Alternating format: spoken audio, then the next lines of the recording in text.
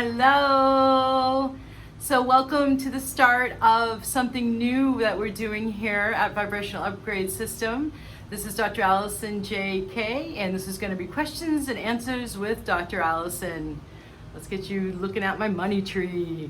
Questions and answers with Dr. Alison J.K., a female spiritual teacher.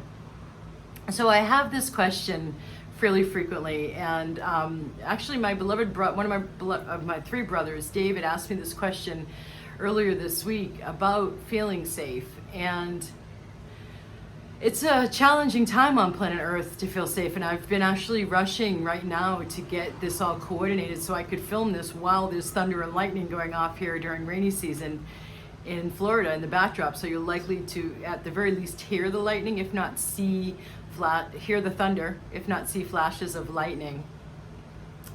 So it's an incredibly challenging time on planet Earth right now to feel safe. But that's exactly why it's happening, to drive us inward, to do the work and the play within our own consciousness so that no matter what, we can feel safe.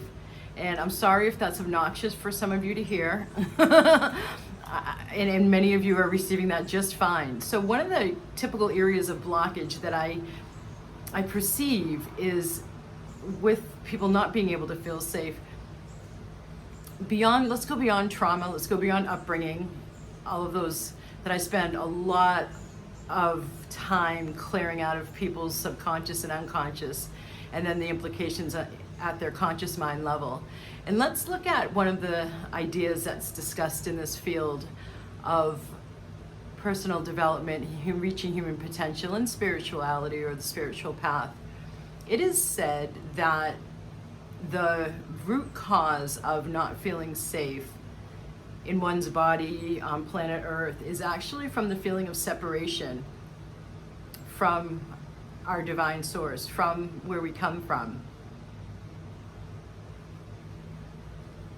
And I know that what I see when I help people get a higher vibration and sustain that higher vibration is the acknowledgement of their connection to source, or the divine spark within them is another way I say it, and some folks refer to it as the Holy Spirit, but that you're connected, you are always connected to the source within you.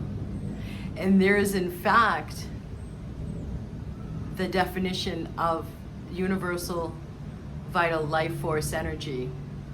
If you look at my second book, Vibrational Upgrade, A Conspiracy for Your Bliss, Easing Humanity's Evolutionary Transition, the last chapter has me reaching out in a conversation with one of the beloveds from India who brought yoga to the West, and he started the most infamous holistic health retreat center in the United States without naming him, and he's named in the book.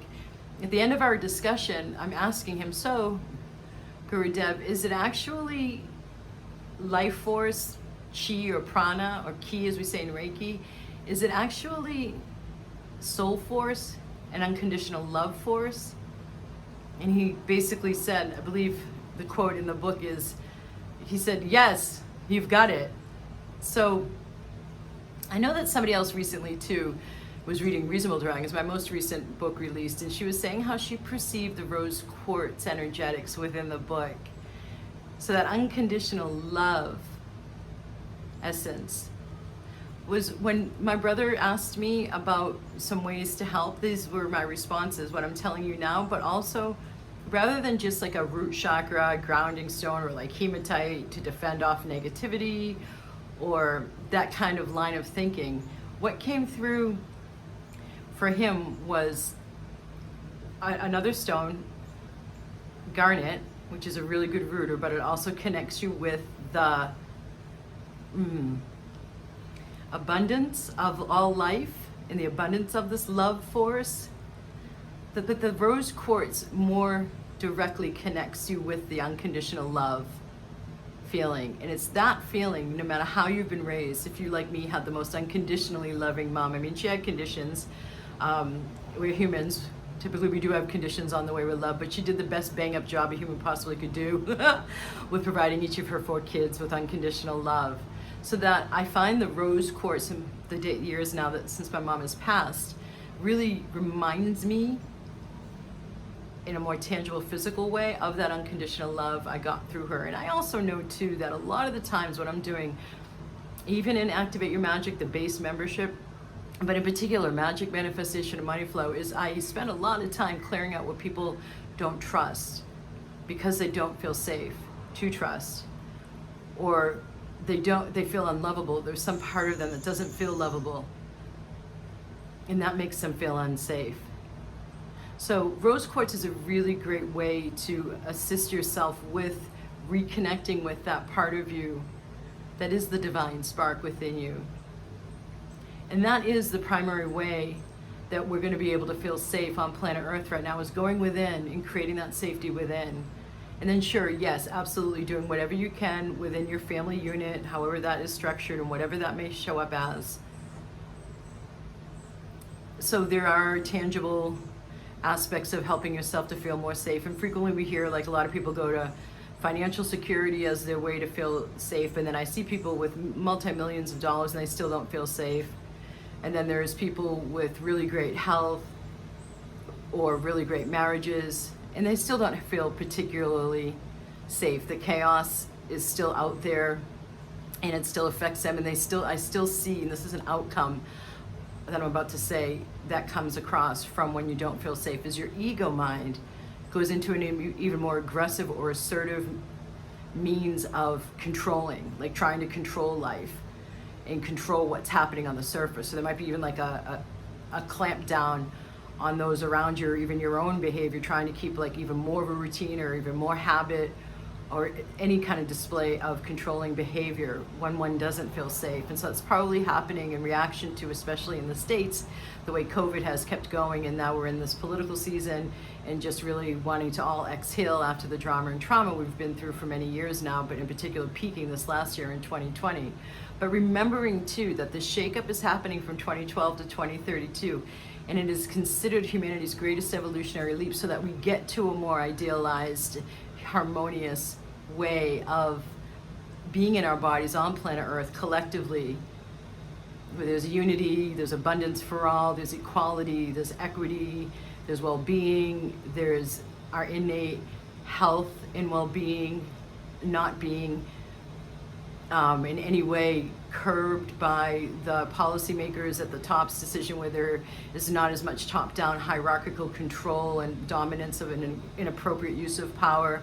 So there's so much that's shaking up right now, and it's meant to so that a better creation can result, as I write in my second and my third books. So if you want more information, you can go to either of those sources. For now, just know, if you don't already, that these times are meant to be bringing us into each creating more of our own connection with that divine spark within each of us. And from there, we then establish the co-creative capacity, recognizing our own power to create our lives choice by choice. And that includes monitoring our thoughts and choosing a thought that leads to a better feeling and a higher vibration and a better outcome. And also includes choosing to not listen to the thoughts that bring us down or that make us scared. And that's the work I spend day in and day out doing, is rearranging our consciousness at the conscious level, at the subconscious level, and at the unconscious level,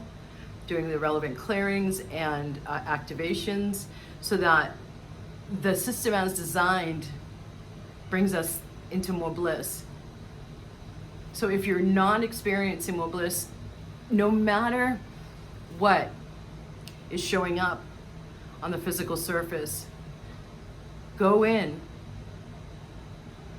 and connect in with that divine part of you, whether that's putting your hand over your heart or it's doing alternate nostril breathing from pranayama, which a lot of you have heard me say and do over and over again. Checking in with that eternal part of you, that divine spark. And if you don't believe in reincarnation, that's fine too. But how is the gravity in our universe working? How is it that the sun knows to rise? I mean, you can explain it scientifically, but there is a wonder and awe in all of life that we each have within us, that our systems know to breathe on their own. I mean, yes, you can go into talking about the sympathetic and the parasympathetic nervous system and the cardiovascular system. You can explain it all away with science, but the bottom line question is, You're alive. How? You know, goes the crow. Blessings.